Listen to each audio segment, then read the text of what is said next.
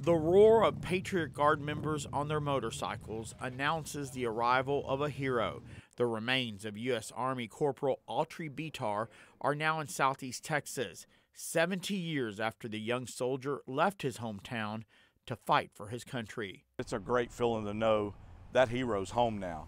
Bitar enlisted in the Army when he was still a student at Thomas Jefferson High School in Port Arthur. He was only 17 years old, and his parents had to sign off on him serving.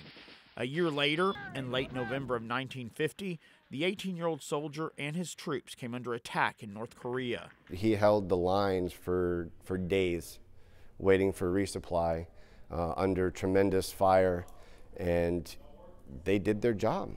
They stayed when they were out of ammunition, out of water. They stayed. Corporal Bitar was reported missing in action on December 2nd, 1950. His fate unknown until a few months ago.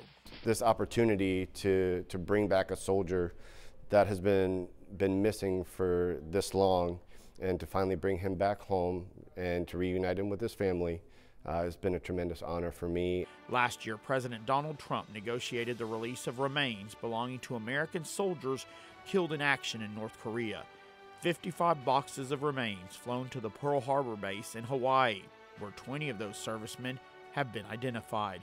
Among them, Corporal Bitar, his niece's DNA used to identify the Southeast Texas native. I wanted to do everything perfect, like to my ability, so I was really nervous. Sergeant Basilio Rosales IV is the soldier in charge of escorting Bitar's remains from Hawaii to Groves. Sergeant Rosales, at 25, just a few years older than Corporal Bitar was when he was killed. Now the two have a brotherly bond that crosses generations. Feels good. He finally gets to rest. Coordinating this long journey home, Sergeant Nathan Turley Knight.